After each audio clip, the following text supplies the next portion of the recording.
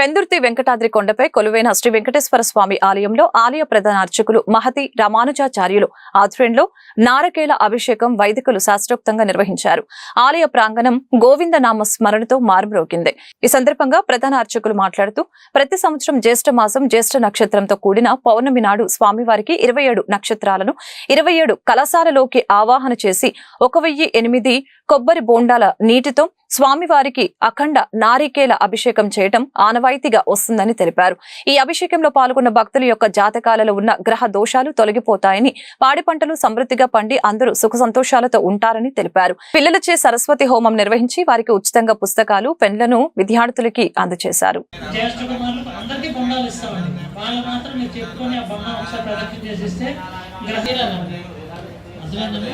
మీకు కింద వారిలో చెప్పాను అనమాట. సేమ్ చేసినా లేదండి, అష్టమ శని ఇది 10వ తరగతి నుంచి మారుతుందండి అని చెప్పాను. మారిన తర్వాత ఏదో రకంగా భగవంతుడు ఈ హోమం రూపంలోనూ ఆ పెన్నులో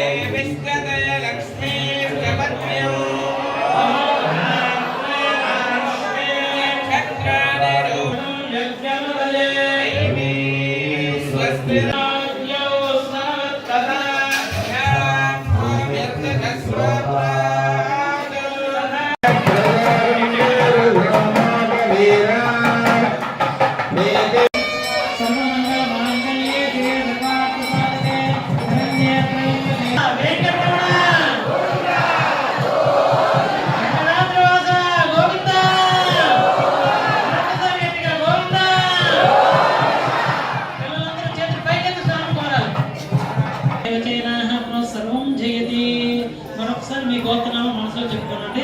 సర్వే భక్తాః సర్వే జనాః